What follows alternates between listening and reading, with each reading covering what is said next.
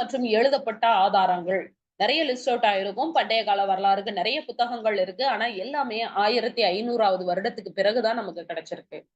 So கிமு 1500க்கு பிற்பாடு கிடைத்த அனைத்து புத்தகங்களோட லிஸ்டும் வரிசையாக கொடுக்கப்பட்டிருக்கு. வேத காலம் தொடங்கிய காலகட்டம் 1500ல இருந்து 500 பிசிஇ வரை நம்பப்படுது.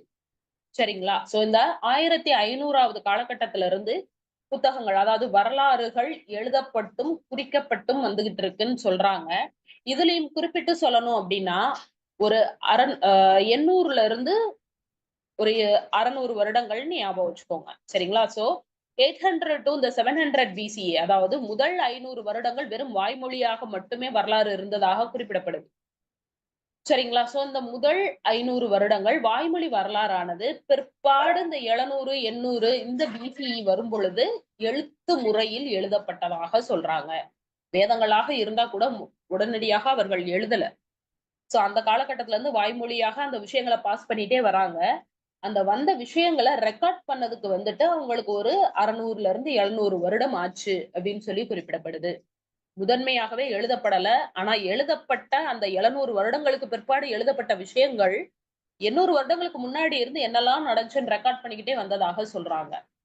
சோ அதனால வரலாற்று காலத்த நம்ம 1500ல இருந்தே தொடங்குறோம். வேதங்களோட வரலாறு தொடங்குது. சோ ஏன் நம்ம வேதங்கள்ல இருந்து படிக்கும் பொழுது மெகஸ்தனீச வரலாற்றின் தந்தை குறிப்பிடுறோம்னா, வேதங்களுக்கும், உபநிடதங்களுக்கும், புராணங்களுக்கும் ஆத்தஸ்ன்னு சொல்லக்கூடிய விஷயம் கிடையாது. அது மட்டும் இல்லாம காவியங்கள் வழியாக மந்திரங்கள், ரிலிஜியன் சொல்லக்கூடியது, நம்ப முடியாத விஷயங்கள் நெறைய இருக்கிறனால, இத முழுமையான வரலாறாக நம்ம ஏற்றுக்கொள்ள போவது கிடையாது. வரலாற்று நிகழ்வுகள் அங்கங்கு குறிப்பிடப்பட்டிருக்கும். அது எல்லாத்தையுமே வரலாற்று பர்ப்பஸ்க்காண்டி நம்ம எடுத்திருக்கோம். அவ்வளதான். சரிங்களா? சோ அதனால இது முதல்ல எழுதப்பட்ட புத்தகமாக குறிப்பிடப்படுது. வரலாற்றுக்கான ஆதாரம் ஆத்தர்ஸ் யாருமே கிடையாது. இது ஆன் தி கோல டைம் பீரியட்ல எழுதியிருக்காங்க. எந்த ஒரு ஆசிரியர் பெயரும் குறிப்பிட கிடையாது. சரிங்களா? சோ வேதிக் பீரியட்லயே 2ஆ பிரிக்கலாம். முந்தைய வேத காலம், பிந்தைய வேத காலம் அப்படின்னு சொல்லுவாங்க. சரிங்களா? முற்கால வேத காலம், பிற்கால வேத காலம்னு சொல்லலாம். 2ஆக பிரிக்கிறாங்க. முதல் 500 வருடங்கள் 1500ல இருந்து 1000 பிசிஇய முந்தைய வேத காலம் அல்லது ரிக்வேத காலம்னு குறிப்பிடுறாங்க. சோ இந்த ரிக்வேதம் உருவான காலகட்டமாக குறிப்பிடப்படுது. முதல்ல எழுதப்பட்ட வேதம் ரிக்வேதம் தான். இந்தியாவுல முதல்ல எழுதப்பட்ட ஒரு புத்தகமும் அதுதான். சோ இதுவும் கேள்விகள்ல கேட்பாங்க. ரிக்வேதம் தான் முதல்ல எழுதப்பட்டது. முந்தைய வேத காலகட்டத்துல எழுதப்பட்டது. லேட்டர் வேதிக் பீரியட் அதுக்கப்புறம் வந்த மற்ற 3 வேதங்கள் ஆகட்டும், உபநிடதங்கள், புராணங்கள் ஆகட்டும், இதெல்லாம் பிந்தைய வேத காலத்துல எழுதப்படுது. இதுல முக்கியமா 600ல இருந்து 500 பிசிஇ வரை, 600ல இருந்து 500வது கிமு 500 வரை இருந்த காலகட்டத்த ராமாயணம், மகாபாரதம் எழுதப்பட்ட காலகட்டமாக சொல்றாங்க. இத தனிப்பட்டு இந்திய வரலாறுல எபிக் பீரியட் அப்படின்னு சொல்லுவாங்க. காவிய காலகட்டம் அப்படின்னு சொல்லி குறிப்பிடுறாங்க. எபிக்னா காவியம்னு அர்த்தம். இந்த காவிய காலகட்டம் ராமாயண, மகாபாரத காலகட்டமாக கருதப்படுது.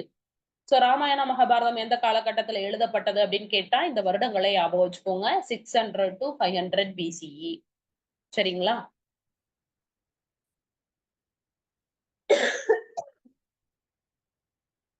So now coming to the exact details of written sources. எழுதப்பட்ட ஆதாரங்களோட முக்கியமான பெயர்களோட கொடுக்கப்பட்ட டீடைல்ஸ் கொடுக்கப்பட்டிருக்கு. டேப்லோ காலமா கொடுக்கப்பட்டிருக்கு. வேதங்கள் அப்படின்னு சொல்லும் பொழுது ரிக்வேதம் தான் இருக்கிறதுலே மிக பழமையான ஒரு வேதமாக கருதப்படுது.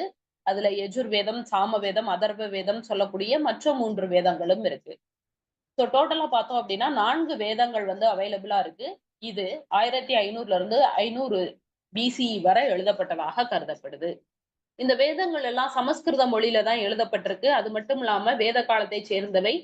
இதுல இருந்து நம்ம எடுக்கக்கூடிய வரலாறுங்கிறது மிக முக்கியமாக சமூக, மத, அரசியல் வரலாறாக இருக்குது. அது வேதங்கள் அப்படின்னா ரிலிஜியன் பத்தி பேசக்கூடியது, ரிச்சுவல்ஸ் பத்தி பேசக்கூடியது இல்லைங்களா? இதுல சமூகத்த பத்தி நம்ம எடுக்கலாம். வாழ்க்கை முறை எப்படி இருந்தது, பெண்கள் எப்படி இருந்தார்கள் நம்ம எடுக்கலாம். அரசியல் வரலாறு எப்படி வரும் அப்படின்னு பார்த்தீங்கன்னா, வேதங்கள்ல நிறைய பகுதிகள் இருக்கு. ஒவ்வொரு வேதமும் வெவ்வேறு பகுதிகளை கொண்டிருக்கும். அந்த மாரி ஒவ்வொரு வேதத்துக்கு கீழேயும் பிராமணங்கள், ஆரியங்கள், உபநிடதங்கள் அப்படின்னு சொல்லப்பட்ட விஷயம் இருக்கும். சரிங்களா? ஒவ்வொரு வேதத்தையும் சார்ந்து எழுதக்கூடியது இவை அனைத்தும். சோ இந்த விஷயங்கள் எல்லாத்துலயுமே முக்கியமா பிராமணங்கள்லயும், உபநிடதங்கள்லயும் அரச குலங்களோட வரலாறு குறிப்பிடப்பட்டிருக்குன்னு சொல்றாங்க. சோ இந்த அரசர்களோட வரலாறும், பேட்டில்ஸ் முக்கியமான போர்கள் எங்கெல்லாம் நடந்தது, எதற்காக நடந்தது அப்படின்ற விஷயம் எல்லாம் குறிப்பிடப்பட்டிருக்குன்னு சொல்லப்படுது. அதனால இத வரலாற்றுக்காக, அரசியல் வரலாற்றுக்காகவும் ஆதாரமாக நம்ம எடுத்துக்கிறோம். We don't know whether that happened exactly. அப்படியே நடந்ததான்னு நமக்கு தெரியாது. ஆனா குறிப்பிடப்பட்டிருக்குன்னு நம்ம படிப்போம். வரலாற்றுல இந்த மாரி குறிப்பிடப்பட்டிருக்குன்னு சொல்லி நம்ம படிக்கிறோம். சரிங்களா? சோ அதே மாரி coming to the next one. பிராமணங்கள் சொல்லும் பொழுது வேதங்களோட வர்ணனைகள். அதாவது விளக்கங்கள் சொல்லலாம். வேதங்கள் பாடல்களாக இருக்கும். சரிங்களா? போயம் மாரி இருக்கும். செய்யுள் வகையில இருக்கும். பிராமணங்கள் சொல்லக்கூடியது அதற்கு விளக்கங்கள் முறையில இருக்கும். அதே மாரி ஆரியங்கங்கள் அப்படின்னு சொல்லக்கூடியது வனப்புத்தகங்களாக கருதப்படுது. ஒவ்வொரு பிராமணத்தோட முடிவு பகுதியா இந்த ஆரியங்கங்கள் இருக்கும் அப்படின்னு சொல்றாங்க. பிராமணங்களோட இறுதி பகுதியா இருக்கக்கூடியது, முனிவர்கள் எப்படி வாழ வேண்டும் என்பதற்கான வழிமுறைகளை கொண்டத ஆரியங்கங்கள் அப்படின்னு சொல்றாங்க. முனிவர்கள் பொதுவாக அந்த காட்டுக்குள்ள போய் தவம் இருப்பாங்க இல்லைங்களா? அதனால அத வன புத்தகம் அப்படின்னு சொல்லி குறிப்பிடுறாங்க. அந்த அந்த காலகட்டத்துல ஒரு மனிதனானவன் கண்டிப்பான முறையில கடவுள நோக்கி தவம் செய்யும் பொழுது, இந்த ஃபாரஸ்ட்டுக்குள்ள போய் அதற்கான வழிமுறைகள், வாழ்க்கை முறையை ஃபாலோ பண்ணணும்.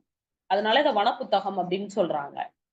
உபநிடதங்கள் அப்படின்னு சொல்லும் பொழுது, வேதங்கள்ல குறிப்பிடக்கூடிய தத்துவங்கள மட்டும் எடுத்து, மக்களுடைய வாழ்க்கைக்கு ஏற்ற மாரி மாற்றி கூறுவது உபநிடதங்கள். சோ தத்துவங்கள மட்டும் தான் எடுப்பாங்க. இப்ப வேதங்கள் பார்த்தீங்கன்னா, என்னென்ன கடவுளர்கள் இருக்காங்க, அவங்களுக்கு என்னென்ன பூஜை புனஸ்காரம் பண்ணணும்னு குறிப்பிடப்பட்டிருக்கும். ஆனா உபநிடதத்துல இந்த பூஜை புனஸ்காரம்லாம் எதுவுமே குறிப்பிடப்பட்டிருக்காது. மனிதனுக்கு என்ன தேவை? என்ன தத்துவம்? இதை செய்தால் உனக்கு என்ன பலன் கிடைக்கும்? அப்படின்ற மாரி தத்துவார்த்தமாக வந்து எழுதப்பட்டது தான் உபநிடதங்கள். இவை அனைத்துமே வேதங்கள்ல இருந்து எழுதப்பட்டவை தான். சோ பிரம்மனுக்கும், ஆத்மாவுக்கும் உள்ள தொடர்பு தான் இந்த உபநிடதங்கள் அப்படின்னு சொல்லி குறிப்பிடப்படுது. சரிங்களா? சோ பிரம்மன் அப்படின்னா, பரம் பிரம்மம் அப்படின்னு சொல்லுவோம். கடவுள குறிப்பிடல. கடவுள் பிரம்மன குறிப்பிடல இங்க. பரம் பிரம்மம் அப்படின்னு சொல்லுவோம். யூனிவர்ஸ் அப்படின்னு சொல்லுவோம். சோ அதற்கும் ஆத்மாவுக்கும் என்ன தொடர்பு இருக்கு? சோ ஒரு மிகப்பெரிய ஆற்றல் யுனிவர்ஸ்ல இருக்கு. அதுக்கும் ஆத்மாவுக்கும் ஒவ்வொரு ஆத்மாவுக்குமான தொடர்பை குறிப்பிடக்கூடியது உபநிடதம். இப்போ ஒவ்வொரு வேதத்துமோட ஒரு முக்கியமான ஒரு டீடைல்ஸ் பார்த்திடலாம். ரிக்வேதம் இருப்பதிலேயே வந்து மிக பழமையான வேதம் அதுதான். 10 மண்டலங்கள் அதுல இருக்கு. சரிங்களா? அதாவது 10 பகுதிகள் இருக்குது. இதுல 10 பகுதிகள்லயுமே 2ல இருந்து 7வது புத்தகம் தான் முதல்ல எழுதப்பட்டதுன்னு சொல்றாங்க. இதோட முதல் மண்டலமே பிற்பாடு தான் எழுதப்பட்டிருக்கும். 2வதுல இருந்து 7வது புத்தகம் தான் முதல்ல எழுதப்பட்டது. இதை தாண்டி இதுல குறிப்பிடக்கூடிய வரலாற்று நிகழ்வுகள் அல்லது கருத்துக்கள் சொல்லக்கூடியது வர்ணாசிரம தர்மம். சரிங்களா? ஜாதிய முறைன்னு சொல்லக்கூடியது. 4 சாதிகள் சொல்லுவாங்க இல்லைங்களா? பிராமணர்கள், சத்திரியர்கள், வைசியர்கள், சூத்திரர்கள்ன்னு சொல்லக்கூடிய 4 விஷயத்தையும் வர்ணாசிரம தர்மம் அப்படின்னு சொல்லி குறிப்பிடுவோம். இது ரிக்வேதத்துல இருந்து தான் எடுக்கப்பட்டது. அதே மாரி காயத்ரி மந்திரம் அப்படின்னு சொல்லக்கூடிய இப்ப வரைக்கும் ஓதக்கூடிய ஒரு மந்திரமாக இருக்கக்கூடியது. இதுவும் ரிக்வேதத்துல இருந்து தான் எடுக்கப்பட்டது. சோ புருஷ சுக்தம் அப்படின்னு சொல்லக்கூடிய மண்டலத்துல இருந்து தான் இந்த வர்ணாசிரம தர்மம் வந்து எடுத்திருக்காங்க. சரிங்களா? எந்த மண்டலம் அப்படின்னு பாத்தீங்கன்னா 10வது மண்டலம். புருஷ சுக்தம் அப்படின்னு அதற்கு பெயர். அதுல இருந்து தான் வர்ணாசிரம தர்மம் எடுக்கப்படுது. அதே மாரி ஆயுர்வேதம் சொல்லக்கூடியது உபவேதம் அப்படின்னு சொல்றாங்க. ஒவ்வொரு வேதத்துக்கும் ஒரு உபவேதம் இருக்கும். சரிங்களா? அதோட சப் வேதம் அப்படின்னு கீழ இருக்கக்கூடிய ஒரு வேதம்னு சொல்லலாம். குறுகிய பகுதின்னு சொல்லலாம். அத ஆயுர்வேதம் அப்படின்னு சொல்றாங்க. ஆயுர்வேதா அப்ப அந்த காலகட்டத்துல இருந்தே இருக்குது. சரிங்களா? சோ ரிக்வேதத்தோட ஒரு பகுதியா வந்து உபவேதமா இருக்குன்னு சொல்றாங்க. இதுல இன்னும் ஒரு சின்ன கான்ட்ரோவர்சி இருக்கு. அத நான் இங்க குறிப்பிட விரும்புறேன். ஆயுர்வேதத்த அதர்வ வேதத்தோட உபவேதம் அப்படின்னு சொல்லியும் குறிப்பிடுவாங்க. சோ இது கொஸ்டின்ல வந்தா தாராளமா நீங்க ரிக்வேதமோ, அதர்வ வேதமோ ஆன்சர் பண்ணலாம். சேலஞ்ச் குடுக்கும் பொழுது நம்ம கண்டிப்பா சோர்ஸஸோட குடுக்கும் பொழுது உங்களுக்கு அதுக்கு அப்படியே மார்க் வரும். சரிங்களா? சோ இந்த மாரி கன்ஃப்யூசிங்கா 2மே குடுத்துட்டாங்க. உங்களுக்கு 4 வேதங்களும் குடுத்து, ஆயுர்வேதம் எதிலிருந்து எடுக்கப்பட்டது அப்டின்னா, அதர்வ வேதத்தோட உபவேதம்னு குறிப்பிடப்பட்டிருக்கு. ரிக்வேதத்தோட உபவேதம்னு குறிப்பிடப்பட்டிருக்கு. சரிங்களா? சோ சில ஹிஸ்டாரியன்ஸ் ரிக்வேதம் சொல்றாங்க. சில ஹிஸ்டாரியன்ஸ் அதர்வ வேதம் சொல்றாங்க. சோ இது ஒரு கான்ட்ரோவர்ஷியலான ஒரு விஷயம். Now coming to the main part. இந்த ரிக்வேதம் எதை பற்றியது அப்படின்னு பார்த்தீங்கன்னா, சடங்குகளின் போது ஓதப்பட்டதாக குறிப்பிடப்படுது. சடங்குகள் போது ஓதக்கூடிய மந்திரங்கள் நிறைந்ததுதான் ரிக்வேதம். 1028 பாடல்கள் இருக்கு. எத்தனை பாடல்கள் கூட கேட்டிருக்காங்க கேள்விகள். 1028 பாடல்கள் இருக்குது. சரிங்களா?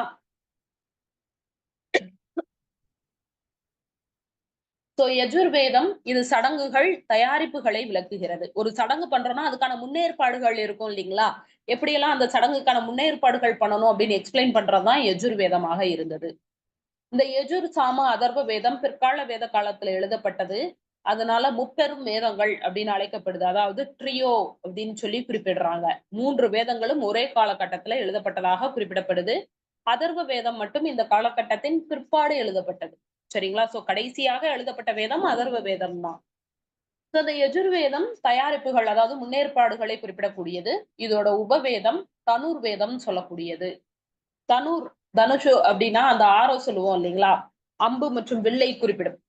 அதனால போர் முறையை பற்றி குறிப்பிடக்கூடியதாக இந்த தனுர்வேதம் இருந்தது. சரிங்களா? யஜுர்வேதத்தோட உபவேதம் தான் தனுர்வேதம். அது போர் முறையை பற்றி குறிப்பிடக்கூடியது. இது சடங்குகளுக்கான ஒரு கையேடாக இருந்தது அப்படின்னு சொல்லலாம். ஒரு சடங்கு எப்படியெல்லாம் பண்ணணும் அப்படின்றதுக்கான ஒரு கைடு மாரி. அதே மாரி இதுல 2086 பாடல்கள் இருக்குது. சாமவேதம் இசைக்கான ஒரு வேதமாக கருதப்படுது.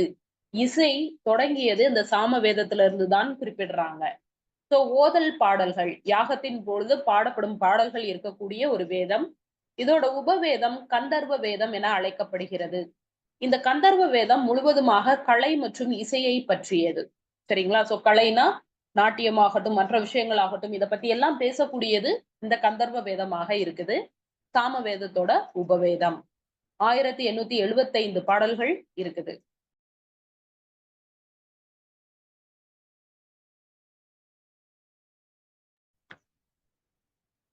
அதர்வ வேதம் ஆரியர்கள் அல்லாதவர்களால் எழுதப்பட்டதாக குறிப்பிடப்படுது. எல்லா வேதமும் ஆரியர்களோட படையெடுப்புக்கு அப்புறம் ஆரியர்களால் எழுதப்பட்டதாக கருதப்பட்டது. ஆனா அதர்வ வேதம் மட்டும் உங்களுக்கு வேத காலத்தோட பிற்பாடு இறுதி காலகட்டத்துல எழுதப்பட்டதாக சொல்றாங்க. அது மட்டும் இல்லாம அதர்வ வேதத்துல ஆரியர் அல்லாத மக்கள் பாடல்கள் எழுதியிருக்காங்கன்னு சொல்லி நிரூபிக்கப்படுது. சரிங்களா? அதனால அது ஆரியர் அல்லாத வேதம் அப்படின்னு சொல்லி குறிப்பிடுறாங்க. ஆரியர் அல்லாதவர்கள் அப்படின்னா இந்தியாவிலேயே இருக்கக்கூடியவர்களை தாதர் அப்படின்னு சொல்லி குறிப்பிடுவாங்க. சரிங்களா? தாதாஸ், தாதீஸ் அப்படின்னு சொல்லுவாங்க. அந்த பெயர்கள்ல இருக்கக்கூடிய மக்கள் வந்துட்டு எழுதப்பட்ட பாடல்கள் இருக்குது அப்படின்னு சொல்லி குறிப்பிடுறாங்க. இதோட உபவேதம் சில்ப வேதம், அர்த்த வேதம் அப்படின்னு சொல்லி அழைக்கப்படுது. ஆயுர்வேதமும் இதோட உபவேதமாக சில இடங்கள்ல குறிப்பிடக்கூடியது. அதர்வ வேதம் எதை பத்தி குறிப்பிடுதுன்னு பாத்தீங்கன்னா, ஏவல், பில்லி, சூனியம் பத்தி குறிப்பிடக்கூடியது. பிளாக் மேஜிக் சொல்லுவாங்க இல்லைங்களா? சோ மாய மந்திரங்கள் பத்தி குறிப்பிடக்கூடியதுதான் அதர்வ வேதமாக இருந்தது. 731 பாடல்கள் அதுல இருக்குது.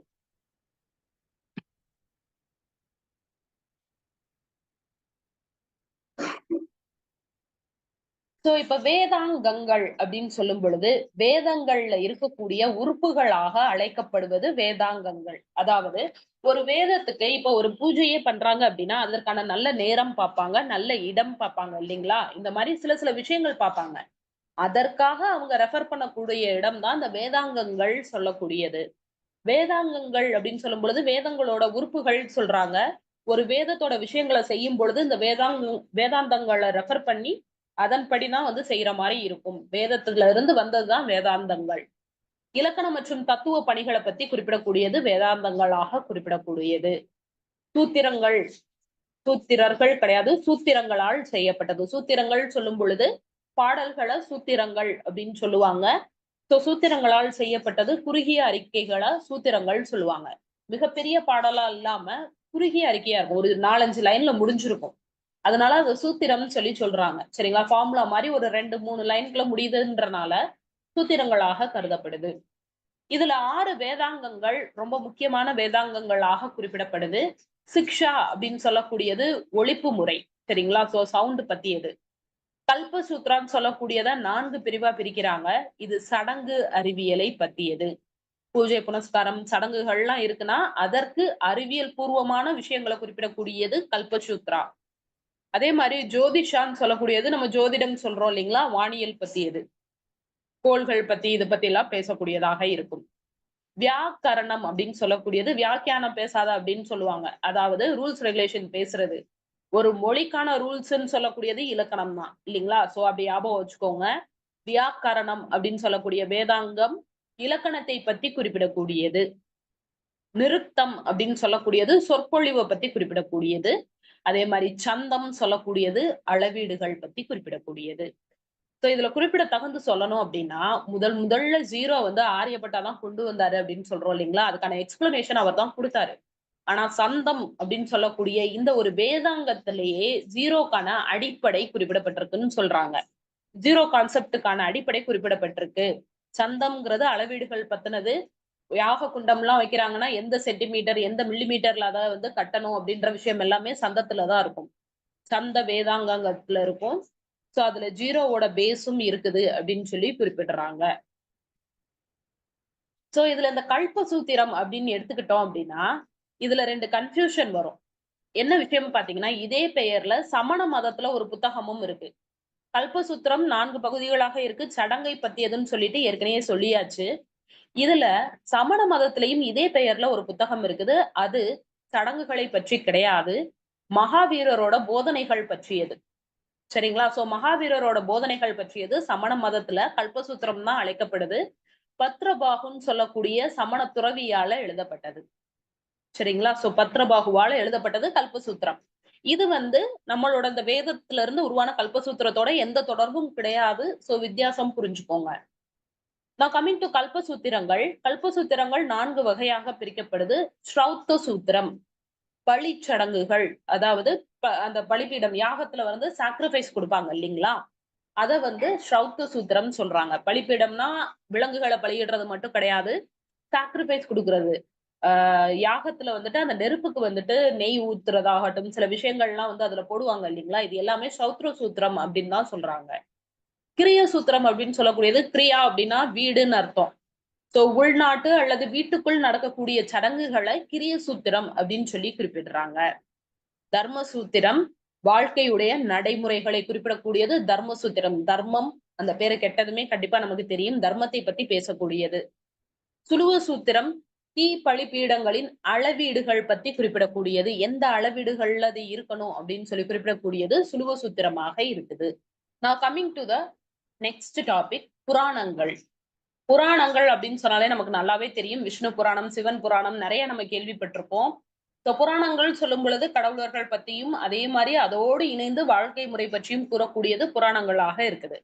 நிறைய புராணங்கள் தர்மத்தை பத்தி பேசும் பொழுது மன்னர்களை பத்தியும் குறிப்பிடுதுன்னு சொல்றாங்க. சரிங்களா? நிறைய புராணங்கள் வந்துட்டு வரலாற்று நிகழ்வுகளையும் நமக்கு குடுக்கறனால, புராணங்களும் வரலாற்று ஆதாரமாக மாறுகிறது. சோ இதுல 18 புராணங்கள் இருக்குதுன்னு சொல்றாங்க. பிரம்மர், விஷ்ணு, சிவனுக்கு தலா 6 வீதமாக 18 புராணங்கள் இருக்கும். பிரம்மனுக்கு 6 புராணங்களும், விஷ்ணுவுக்கும், சிவனுக்கும் 6 6ஆக 18 புராணங்கள் இருக்குது. இதுல பாகவத புராணம் சொல்லக்கூடியது பகவான் கிருஷ்ணரை பற்றி குறிப்பிடக்கூடியதாக இருக்குது. 5வது பிரிவான ஒவ்வொரு புராணத்திலயுமே ஒரு 5வது பிரிவுல வம்ச சரித்திரம் சொல்லக்கூடிய ஒரு விஷயத்த வந்து ஏற்படுத்தியிருக்கிறாங்க. சோ இந்த புராணங்கள் பாத்தீங்க அப்படின்னா வேத காலத்துல மட்டும் எழுதல. கிபி 6ஆம் நூற்றாண்டு வரை எழுதியிருக்கிறாங்க. சரிங்களா? சோ கிபி 6ஆம் நூற்றாண்டுனா ரொம்ப ஒரு வேரியேஷன் சொல்லலாம். சோ 1000 1500ல இருந்து கிபி 6ஆம் நூற்றாண்டு அதாவது 600 கிபி வரை நடந்தது. ஒரு 2000 ஆண்டு காலம் வந்துட்டு மொத்தமாக என்னெல்லாம் நடந்துச்சோ அதுவரை நடந்த விஷயங்கள், வம்சங்கள் எல்லாத்தையுமே குறிப்பிடக்கூடியது வம்ச சரித்திரம். இது புராணங்கள்ல இருக்குது. ஜஸ்ட் சிம்பிளா சொல்லணும்னா டைம்லைன் ஆஃப் ஆல் டைனாசிட்டிஸ் வந்து இதுக்குள்ள இருக்கும்னு சொல்லலாம். ஒவ்வொரு புராணமும் அந்த டைம்லைன குறிப்பிடுதுன்னு சொல்றாங்க. ஒவ்வொரு வம்சத்துக்கு அப்புறமும் யாரு ஆட்சிக்கு வந்தா அப்படின்றதெல்லாம் குறிப்பிடுதாம். சோ அதே மாரி வாயு புராணம், மத்ஸ்ய புராணம், பாகவத புராணம் சமண தீர்த்தங்கரர்கள், புத்த முனிவர்கள் பத்தியும் குறிப்பிடுது அப்படிங்கிறாங்க. சோ இந்து கடவுளர்கள், இந்து மக்களை மட்டும் கிடையாது. சமகாலத்துல வாழ்ந்த சமண தீர்த்தங்கரர்கள் பத்தியும், புத்த முனிவர்களோட பெயர்களுமே குறிப்பிடப்பட்டிருக்கு. இதுல இந்து மன்னர்களோட பெயரும் பல இடங்கள்ல குறிப்பிடப்பட்டிருக்கு. முக்கியமான வரலாற்று ஆதாரமாக வாயு புராணம், மத்ஸ்ய புராணம், பாகவத புராணம் குறிப்பிடப்படுது. அதே மாரி பண்டைய கால அரசியல், சமூக, பொருளாதார வரலாற்றின் ஆதாரமாக இருக்கக்கூடியது இந்த புராணங்களாக இருக்குது. கிபி 6ஆம் நூற்றாண்டுல தான் புராணங்கள் முழுமையாக எழுதி முடிக்கப்பட்டதாக கூறப்படுது. நிறைய இடத்துல எழுதுறாங்க புராணங்கள். தனிப்பட்ட ஒரு ஆத்தர் கிடையாது. பல்வேறு ஆண்டுகள் அது கன்டின்யூ பண்ணிக்கிட்டே இருக்கிறாங்க. 6ஆம் நூற்றாண்டுல ஹர்ஷவர்த்தனரோட அந்த டைனாசிட்டிக்கு கீழ தொகுக்கப்பட்டதுன்னு சொல்லுவாங்க. எல்லாத்தையுமே ஒன்றாக சேர்த்து ஒவ்வொரு புராணமாக தொகுக்கப்பட்டது அப்படின்னு சொல்லி குறிப்பிடப்படுது. சோ இந்த வேலைப்பாடுகள் முடிந்தது 6ஆம் நூற்றாண்டுல. சோ இதுல அடுத்ததாக குறிப்பிடக்கூடியது இரட்டை காவியங்கள் ராமாயணமும் மகாபாரதமும். சோ ராமாயணமும் மகாபாரதமும் உண்மையாவே நடந்துச்சா, அது வரலாறா அப்படின்னு கேட்டீங்கன்னா கண்டிப்பாக அது வரலாறாக எடுத்துக்கொள்ளப்படுது. ஏன்னா மகாபாரதம் ராமாயணம் நீங்க எடுக்கும் பொழுது அதுல குறிப்பிடக்கூடிய அந்த ஜாகிரபிக்கல் ஏரியான்னு சொல்லுவாங்க இல்லைங்களா, புவியியல் அமைப்புகள் ஆகட்டும், அந்த எம்பையரோட பெயர் ஆகட்டும், பல நாடுகளோட பெயர்கள் எல்லாமே உண்மையாக இருப்பதாக கருதப்படுது. ராமாயணத்துல இன்னும் சொல்ல போனா அவர் வந்துட்டு அந்த ராமேஸ்வரம் இலங்கைக்கு நோக்கி போகும் பொழுது சவுத் சைடு குறிப்பிடக்கூடிய மன்னர்களோட பெயர்கள் எல்லாம் உண்மையாகவே அந்த மன்னர்கள் வாழ்ந்ததுக்கான ஆதாரங்கள் கிடைக்குது. சரிங்களா? சோ இதே மாதிரி மகாபாரதத்தோட ஆதாரமாக நமக்கு இந்த சேரியட்ஸ்ன்னு சொல்லக்கூடியது மிகப்பெரிய தேர்கள் வந்து கிடைச்சிருக்குன்னு சொல்றாங்க. எஸ்பெஷலி ஹஸ்தினாபுரம் அப்படின்னு சொல்லக்கூடிய இடத்துல இந்த தேர்களோட எச்சங்கள் வந்து நமக்கு கிடைச்சிருக்குன்னு சொல்றாங்க. தொல்லியல் ஆதாரங்களுமே ஒரு போர் நடந்திருக்கு, மன்னர்கள் இந்த மாதிரி வாழ்க்கை முறை வாழ்ந்திருக்காங்கன்றத குறிப்பிடுது. ஆனா நிஜமாவே வந்துட்டு ராமாயணம் நடந்துச்சா, இல்ல கிருஷ்ணர் வாழ்ந்திருக்காரா அப்படின்றதுக்கான ஆதாரங்கள் இப்ப வரைக்கும் கான்ட்ரோவர்சி தான். ஏன்னா ராமாயணத்தை பொறுத்தளவு புடைப்புகள் அதிகமாக இருக்கும். எக்ஸாம்பிள் ராவணன் வந்து அந்த பிளைட்ல வந்துட்டு சீதையை கடத்திட்டு போவாருன்னு சொல்லுவாங்க. ஒரு பறக்கும் விமானத்தில் வந்து கடத்திட்டு போவாரு. சோ அதெல்லாம் நம்பக்கூடிய விஷயம் இல்ல இல்லீங்களா? சோ அதனால இதெல்லாம் குறிப்பிட்டு இது முழுமையான வரலாறாக எடுத்துக்கொள்ள முடியாது. ஆனா சில விஷயங்கள் வரலாற்று நிகழ்வுகள், மக்களுடைய வாழ்க்கை முறையை நம்ம எடுத்துக்கலாம் அப்படின்னு சொல்லி குறிப்பிடுறாங்க. சோ இதுவும் நம்ம வரலாற்றுக்கு ஆதாரமாக எடுத்துக்கிறோம். இதோட ஒரு பகுதி தான் பகவத்கீதாவும். சோ தத்துவார்த்தங்களை பற்றி குறிப்பிடக்கூடியது பகவத்கீதாவாக இருக்குது. மகாபாரதத்திலிருந்து வந்த ஒரு பாகம். சோ இதுல ராமாயணத்துக்கு வெவ்வேறு பதிப்புகள் இருக்கு. மகாபாரதம் எல்லாம் பகவத்கீதை ஆகட்டும் நம்ம இந்தியாக்குள்ளேயே தான் வந்துட்டு அதோட ப்ராமினன்ஸ் இருக்குன்னு சொல்லலாம். ராமாயணம் மற்றும் ஒவ்வொரு நாட்டுக்கும் இந்த கதை வந்து பரவியதாக சொல்லப்படுது. ஒவ்வொரு நாட்டுக்கும் பரவுது. சோ எஸ்பெஷலி உங்களுக்கு இந்த ஏசியன் கண்ட்ரீஸ்ன்னு சொல்லக்கூடிய இந்தோனேஷிய பகுதிகள், கம்போடியா தீவுகள் இந்த இடங்களுக்கெல்லாம் ராமாயணம் பரவுது. அவர்கள் தங்களுக்கு ஏற்ற மாரி மாற்றிக் கொள்கிறார்கள். இப்போ வரைக்கும் அவங்க ஊர்ல ஃபெஸ்டிவல் நடந்தா, டான்ஸ்ல ராமாயணம் மாரி ஒரு ப்ளே வந்து பண்ணுவாங்க. ஆனா அவங்க ஊர் வெர்ஷன்ல பண்ணுவாங்க. இதுல ஒரு பியூட்டி என்னன்னு பார்த்தீங்கன்னா, ஒரு வெர்ஷன்ல ராவணன் வந்து காவிய தலைவராக கருதப்படுறாரு. ராவணன் வந்து ஆட்சி செய்ததாகவும், ராமர் வந்து அந்த இடத்த முழுசா அழிச்சதாகவும் குறிப்பிடுறாங்க. சோ அவங்களோட வெர்ஷன் அது. அவங்களுக்கு ஏற்ற மாரி மாற்றிக் கொண்டார்கள்ன்னு சொல்லலாம். சரிங்களா? அந்த மாரி வெவ்வேறு பதிப்புகள் இருக்கு. அதோட ஒரு சின்ன கிளான்ஸ். ராமாவதாரம். கம்பர் எழுதியது தமிழ்ல எழுதுறாங்க. ராமாயணத்த உண்மையாக எழுதியவர் அப்படின்னு சொல்லக்கூடியவர் வால்மீகி. சரிங்களா? சோ ஒரிஜினல் ஆத்தர் வந்து வால்மீகி தான் எழுதுறாரு. கம்பர் அத மொழிபெயர்க்கிறாரு. ராமாவதாரம் அப்படின்ற பெயர்ல தான் மொழிபெயர்க்கிறாரு. இது கேள்விகள்ல கேட்பாங்க. உங்களுக்கு தமிழ் மொழி தகுதி தேர்வுலயுமே கேட்கலாம். ராமவதாரம் தான் அவர் ராமாயணத்துக்கு இட்ட பெயர். பிற்காலகட்டத்துல நம்ம கம்ப ராமாயணம் அப்படின்னு சொல்லிட்டு பெயர் மாற்றிக் கொண்டோம். சரிங்களா? சோ பிற்கால பதிப்புகள் வந்துட்டு கம்ப ராமாயணம் குறிப்பிடுது. கம்பர் கொடுத்த பெயர் ராமாவதாரம். அதே மாரி தெலுங்குலயும் இந்த ராமாயணம் எழுதப்படுது. ரங்கநாதர் அப்படின்னு சொல்லக்கூடியவர் எழுதுறாரு. இதுல ராமர் தடவுனதுனால அணிலுக்கு 3 கோடுகள் வந்துருச்சுன்னு சொல்லி ஒரு கதை சொல்லுவாங்க. அந்த கதை இந்த ராமாயணத்துல தான் இணைக்கப்பட்டது. வால்மீகி எழுதின ராமாயணத்துல அணில் வந்து கிடையாது. இந்த அணில் கதையானது இணைக்கப்பட்டது தெலுங்கு ராமாயணத்துல. அதே மாரி ரீம்கர் அப்படின்னு சொல்லக்கூடிய ராமாயணம் கம்போடிய ராமாயணமாக இருக்குது. பௌமசரினம் அப்படின்னு சொல்லக்கூடியது சமணம் ஜைன மதம் சொல்லுவாங்க. சமண மதத்தோட ராமாயண வெர்ஷனாவும் இருக்குது. ராம்கின் சொல்லக்கூடியது தாய்லாந்துல இருக்கக்கூடிய ராமாயண வெர்ஷனாக இருக்குது. சரிங்களா? சோ ஒவ்வொரு நாடும் ஒவ்வொரு மதமும் ராமாயணத்தை எடுத்துக்கிட்டாங்க. ஏன்னா வாழ்க்கை முறை. ஒரு மனிதன் எப்படி நல்ல முறையில வாழணும் அப்படின்றத குறிப்பிட்டனால அதை எடுத்துக்கிட்டாங்க அப்படின்ற முறையில இத குறிப்பிடுறாங்க. சோ ராமாயணத்துல மொத்தமாக 7 காண்டங்கள் இருக்குது. சரிங்களா? பாலகாண்டம், அயோத்திய காண்டம், ஆரண்ய காண்டம், கிஷ்கிந்தா காண்டம், சுந்தர காண்டம், யுத்த காண்டம் அண்ட் உத்தரகாண்டம். இதுல உத்தரகாண்டம் சொல்லக்கூடிய 7வது காண்டம் பிற்பாடு எழுதப்பட்டதாக குறிப்பிடப்படுது. வால்மீகி எழுதலன்னு சொல்றாங்க. So that's a controversy. ஆனாலும் கூட உத்தரகாண்டம் 7வது காண்டமாக இணைக்கப்பட்டிருக்கு. சோ இதுல உத்தரகாண்டத்துல வந்து பாத்தீங்க அப்படின்னா, வால்மீகி ராமருடைய புதல்வர்களான லவா, குசான்னு சொல்லப்பட்ட இருவருக்கும் ராமரோட கதைய சொன்ன மாரியும், அது மூலமா அவர்கள் வந்து இந்த இத எழுதுன மாரியும் வந்து குறிப்பிடுறாங்க. சரிங்களா? வால்மீகி எழுதுனது. ஏன்னா சீதா பிராட்டியார் அந்த 12 வருடம் கோவித்துக் கொள்வார் இல்லைங்களா? சோ அவங்க வந்து அந்த நாட்டை விட்டு வெளியேறிடுவாங்க. அவர் தங்கியது வால்மீகியோட ஆசிரமத்துல தான் தங்குவாங்க. லவா குசா அங்க வளரும் பொழுது வால்மீகி இந்த ராமாயண கதையை அவர்களுக்கு எடுத்துரைக்கிற மாரி உத்தரகாண்டம் முடிவு பெறும். சரிங்களா? சோ உத்தரகாண்டம் முடிவு பெறுறனால, அது முக்கியமாக அந்த வரலாறோட இணைக்கப்பட்டதாக கருதப்படுது.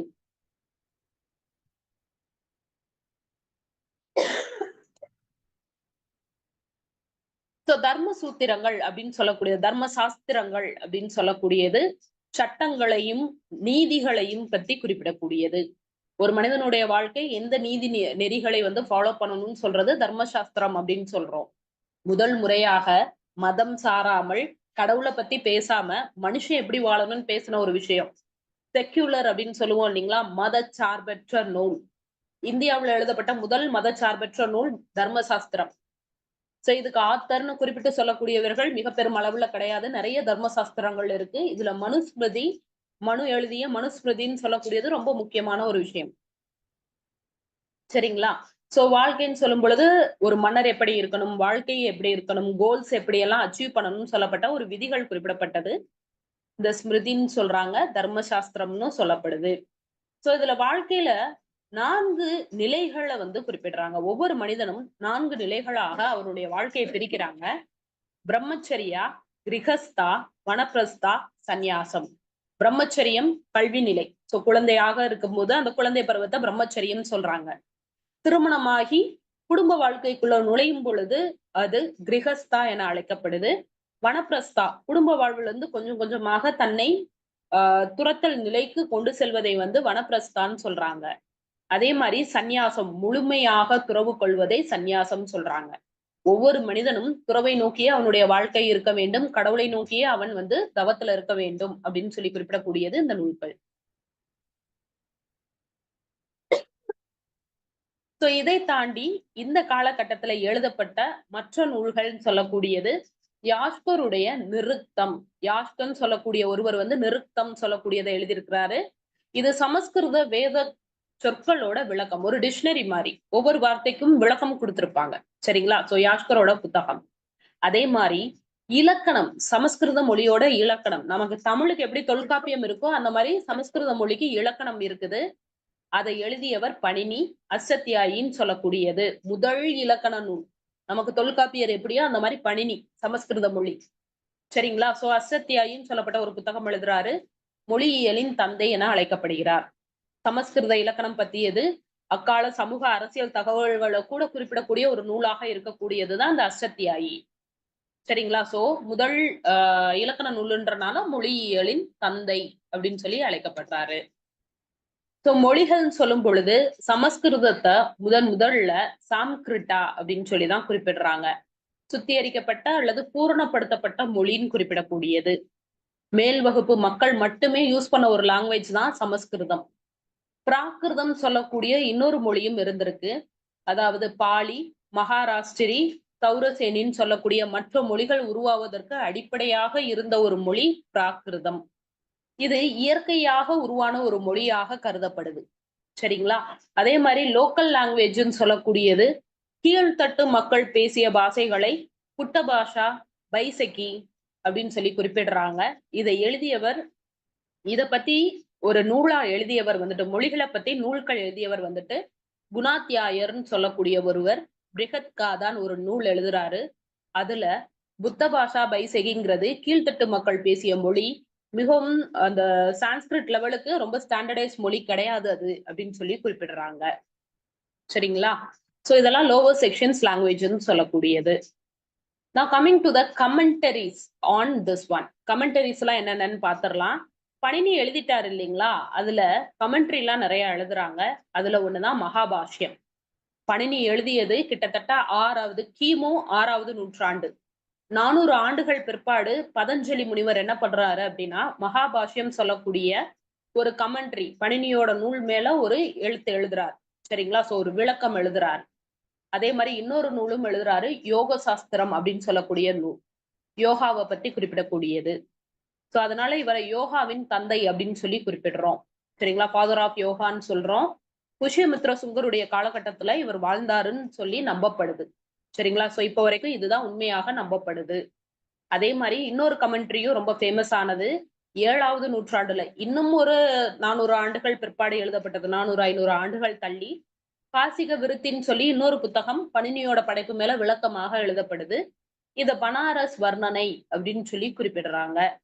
இதை எழுதியவர் ஜெயாதித்யா மற்றும் வாமனன் அப்படின்னு சொல்லக்கூடிய இருவர். சோ பௌத்த மத இலக்கியங்கள் இருக்குது already. It's time. So let us get into the questions. பௌத்த மதம் கவுன்சில்கள் எல்லாமே முக்கியமா படிச்சிருக்கணும். அது நாம் பிற்பாடு பார்க்கலாம். So now coming to the questions.